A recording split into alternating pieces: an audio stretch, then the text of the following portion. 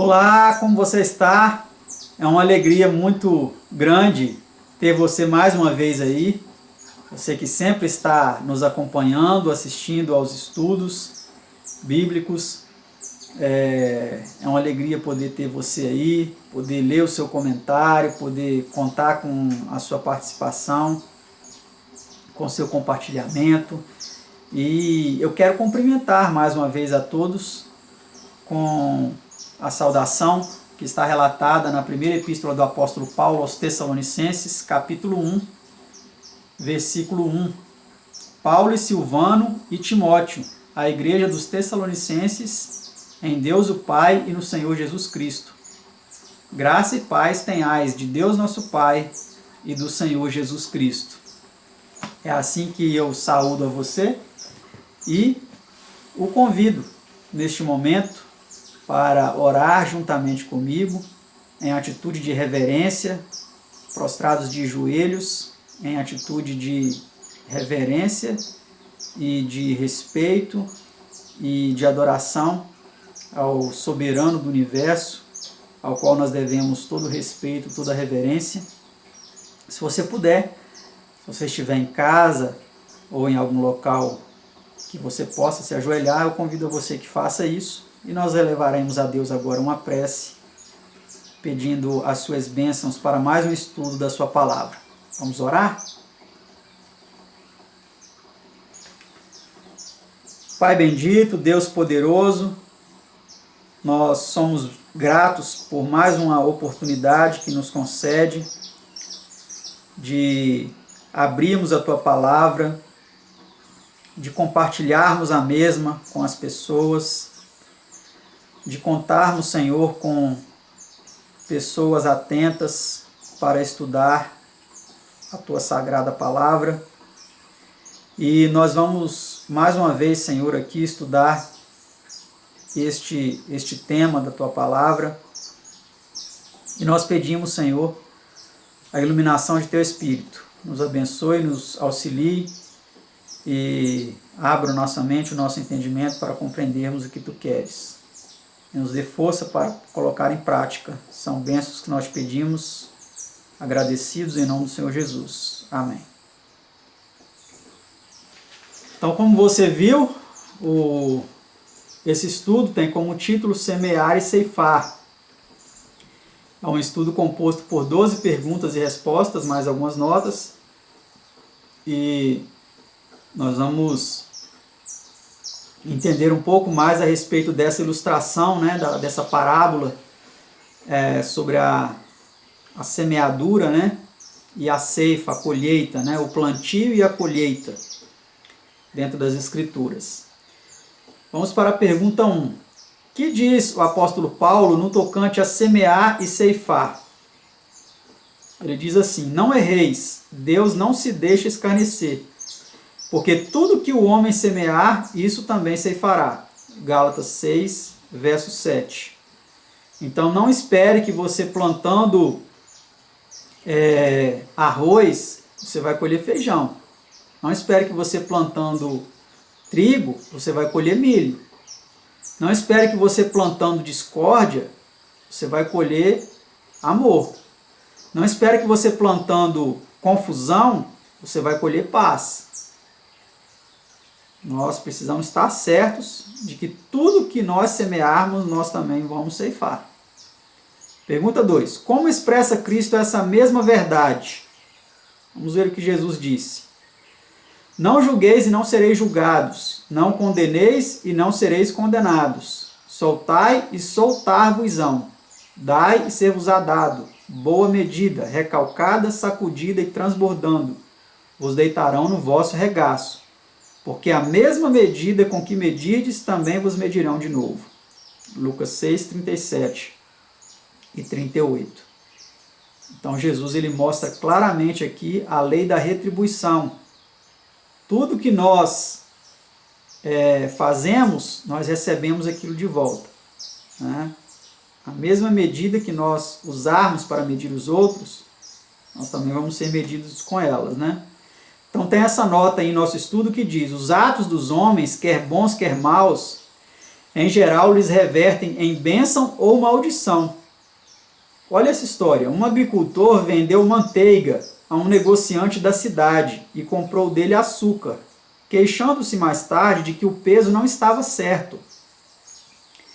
Ao fazer reclamação ao negociante, ele disse: "O senhor não me está entregando o peso certo, em cada quilo falta alguma coisa." A isso replicou o negociante: "Não, senhor, não pode ser, porque para pesar o açúcar eu sempre usei os pacotes de 1 quilo de sua manteiga." Olha que interessante, né?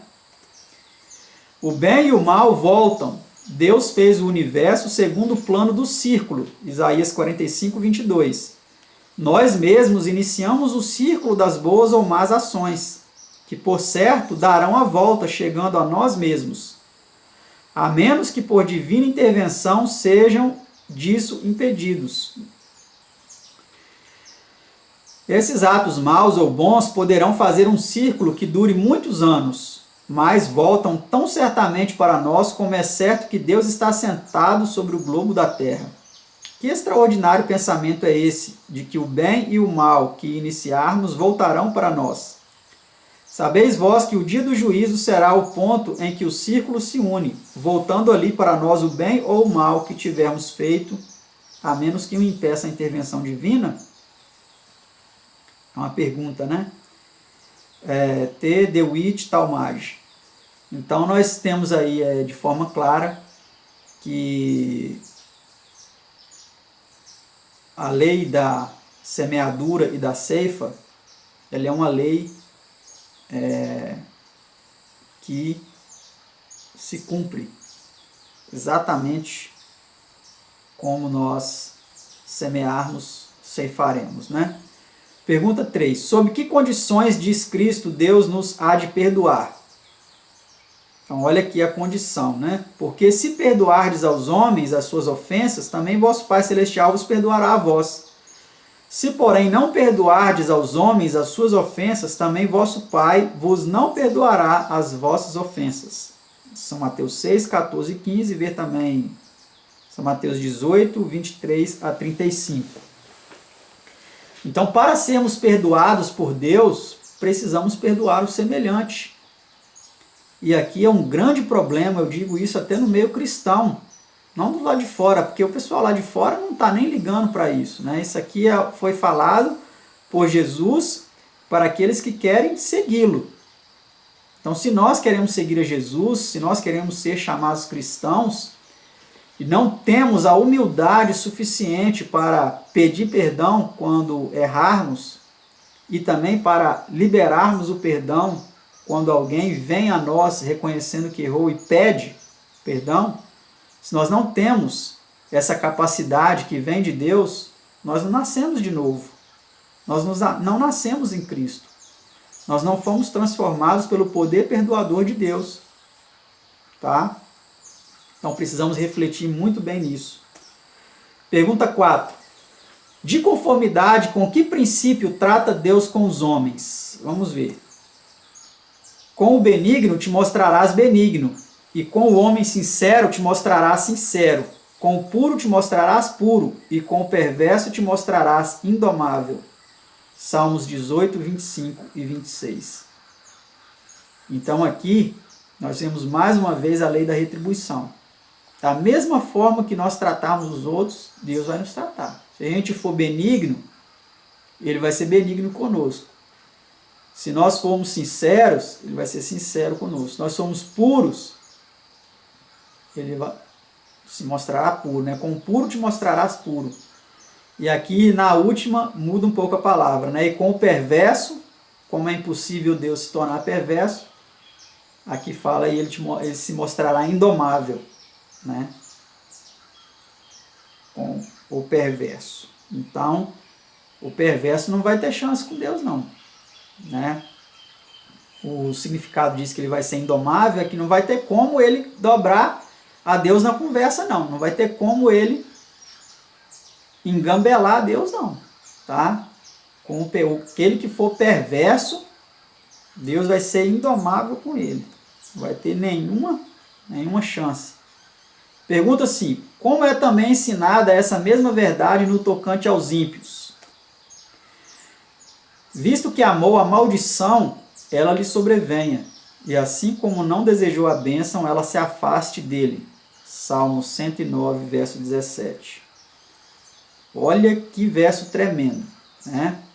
Então você aí que costuma gostar de amaldiçoar as pessoas, que não pode pisar no seu calo que você já está amaldiçoando, e você faz isso em nome de Jesus se achando tal, o cristão, o santarrão.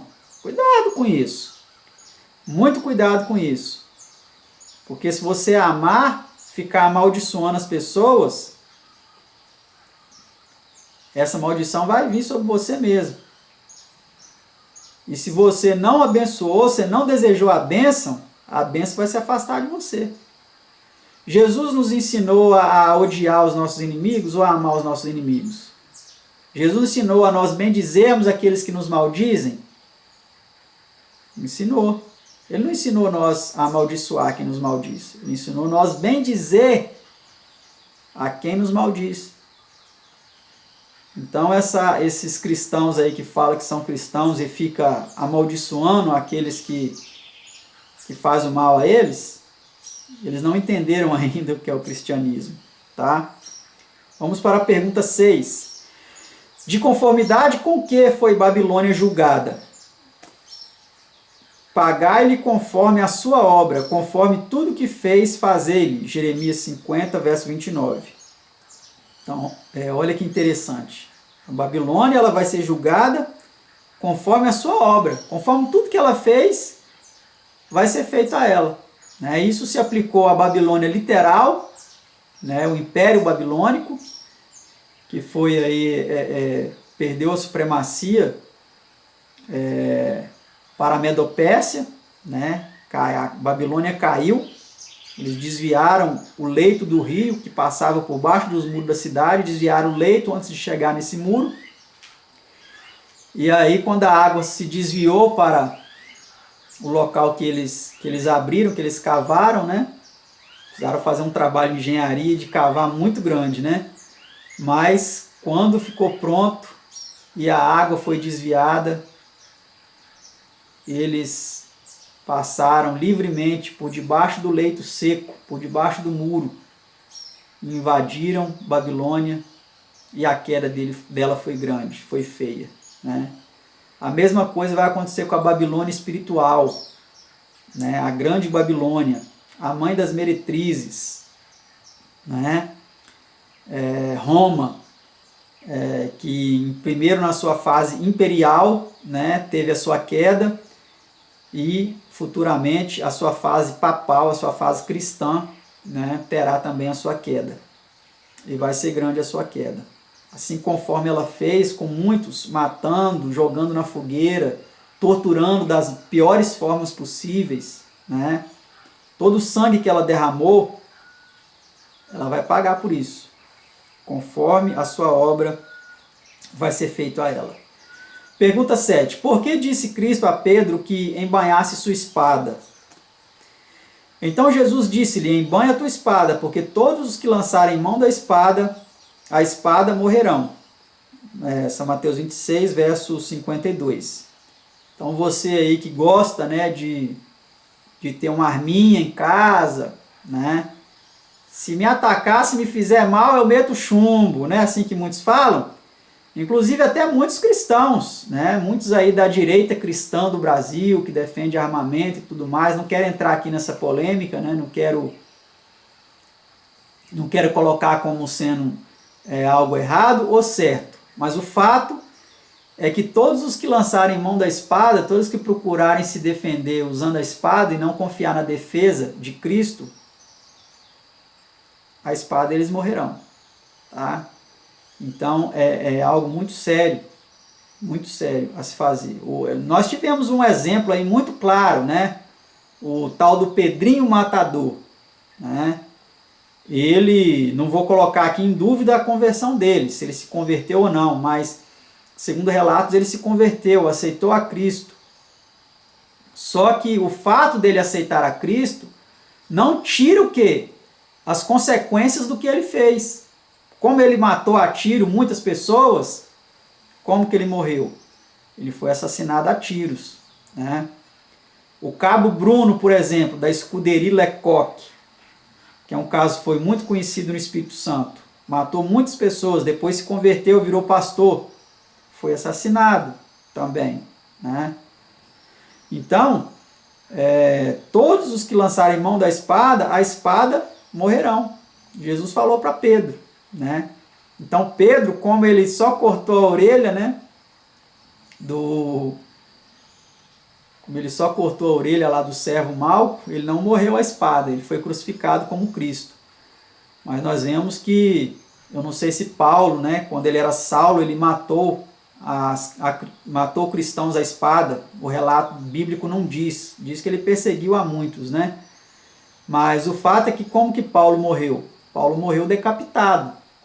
Provavelmente uma espada separou a sua cabeça do seu corpo, né? Então,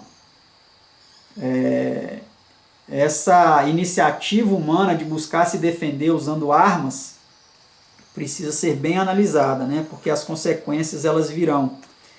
Pergunta 8. Por que seria o papado levado em cativeiro?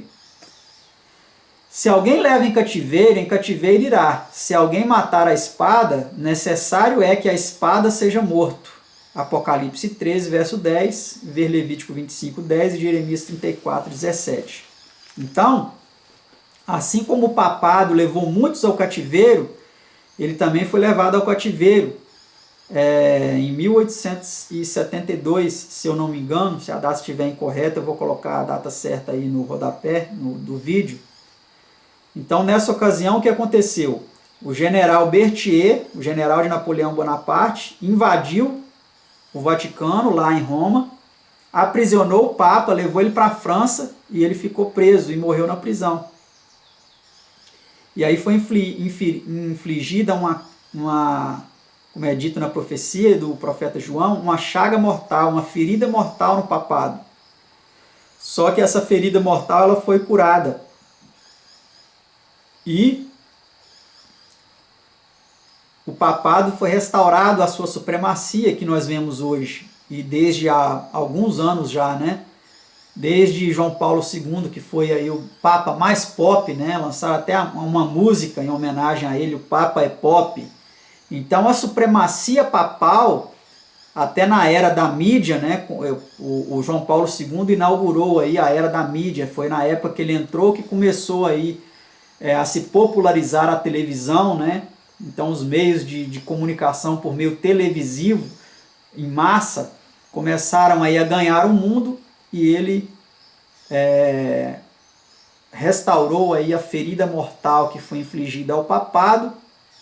É certo que foi um pouco antes, em 1929, com a restituição do Estado do Vaticano pelo general Mussolini, pelo ditador Mussolini, né, que restituiu aí o território do Vaticano à Igreja Católica e fez dali, através desse tratado, um Estado independente, com um chefe de governo independente, que é o Papa, e restaurou então assim a ferida mortal. E essa ferida ela foi sendo curada gradativamente até a notoriedade de João Paulo II e dos sucessivos até o atual, do Bento XVI, que faleceu recentemente, e do Francisco, que atualmente, no momento que eu gravo esse vídeo, está no governo aí da Sé Papal, né? Então, essa profecia de Apocalipse 13, 10, se alguém matar a espada, necessário é que a espada seja morto, né? Se alguém leva em cativeiro irá. Aqui está falando da besta. Apocalipse 13 fala da besta que subiu da terra, que é o papado. A besta que subiu do mar, como já vimos em estudos anteriores, se cumpre nos Estados Unidos, que na mesma época em que a besta que subiu do mar, o papado, teve a sua ferida mortal, foi a época que a besta que subiu do mar estava alcançando a sua supremacia. Então uma diminuía a supremacia, caía de cena, e a outra subia. O poder dos Estados Unidos como uma nação, uma super nação mundial de grande poder militar e político e econômico, né? Então, fechando esse parênteses aqui, então, essa ferida mortal foi infligida ao papado por volta da data citada, né? Vamos para a pergunta 9. Qual será a punição da Babilônia espiritual? Então aqui já dei alguns spoilers, vamos dizer assim, né, sobre isso, mas vamos ver aqui agora em Apocalipse 18, verso 10, o que é dito. Então lá em Apocalipse 18, verso 10, quando fala da condenação da grande Babilônia, né, que é representada então pela maior nação do mundo, não em território, mas em influência, que é o Vaticano, tem influência sobre todo o mundo, tem fiéis, tem súditos em todo o mundo, né? Juntamente também com as outras religiões que apoiam a ela e que se unem a ela. Então, quando é dito lá em Apocalipse 18, 10, tornai-lhe a dar como ela vos tem dado, e retribuí-lhe em dobro conforme as suas obras, nos mostra que tudo que ela fez, perseguindo os santos e matando a muitos, ela vai pagar, ainda aqui nessa terra, ainda aqui antes da volta de Jesus e depois no juízo final, tá certo? Pergunta 10. Que diz o salmista irá acontecer ao perseguidor? A sua obra cairá sobre a sua cabeça e a sua violência descerá sobre a sua própria cabeça. Salmo 7, 16. Nota, em carta dirigida aos judeus em 16 de novembro de 1905, dizia o presidente Theodore Roosevelt: tenho a convicção profunda de que se qualquer povo é oprimido, em qualquer parte, o mal inevitavelmente recairá afinal sobre aqueles que o oprimem, pois lei imutável é que, em sentido espiritual, ninguém pode praticar mal a outros e não obstante escapar ao castigo final. Então é impossível você fugir da retribuição do que você fez. É impossível nós fugirmos, né? Vou me incluir aqui, porque serve para mim. Se não servir principalmente para mim, não serve para os outros, né? Então tudo que nós fizermos terá uma retribuição, terá uma consequência. É certo que Jesus perdoa os nossos pecados, mas ele não tira as consequências. Aquilo que nós semearmos, vamos ceifar, né? Então precisamos ter isso certo em mente. Pergunta 11 e penúltima. Que aconteceu a Ramã que procurou assassinar todos os judeus? Essa é muito interessante, veja só. Enforcaram, pois, a Ramã na forca que ele tinha preparado para Mardoqueu. Ester 7, 10, vê Salmo 9, verso 5.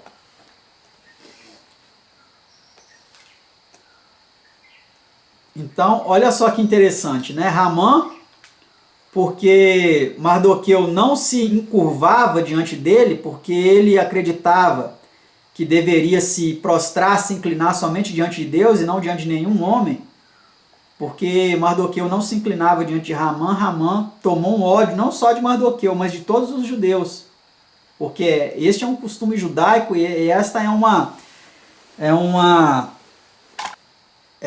crença amparada na palavra de Deus, né, de que não devemos nos encurvar diante de homens, nem de imagens.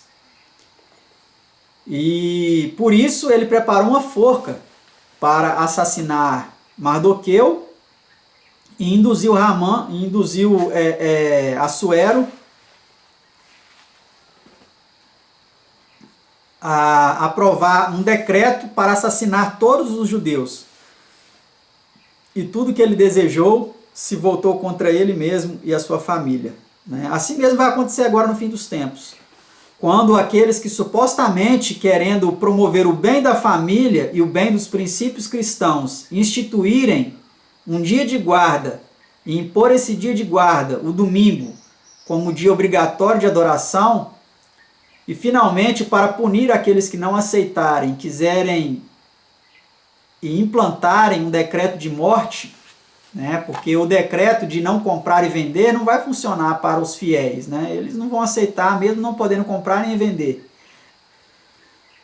Então, diante disso, quando eles verem que não adiantou, vão infligir um decreto de morte, como fala lá em Apocalipse 13, né? Para que mate a todos aqueles que não receberem a marca da besta. Então, quando isso acontecer,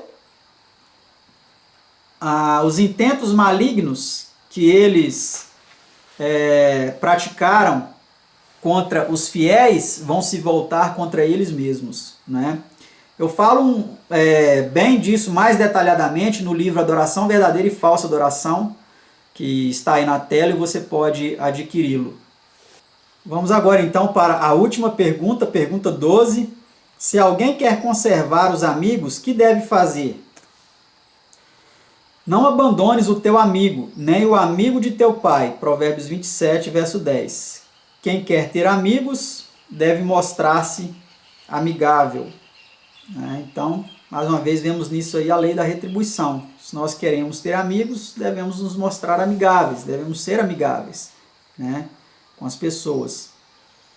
E creio que deu para todos nós entendermos que a lei da retribuição, da semeadura e da colheita, ela é uma lei que se cumpre, que não tem como anular essa lei. E que Deus nos ajude para que venhamos semear somente a boa semente, para que nós venhamos a colher então os bons frutos. Em nome de Jesus. Agradeço a você por ter acompanhado mais esse estudo da Palavra de Deus. Não se esqueça de deixar a sua contribuição aí, que você já sabe, né? Os 3 Cs. Curtir, comentar e compartilhar. E até o próximo estudo, se assim Deus nos permitir. Tchau.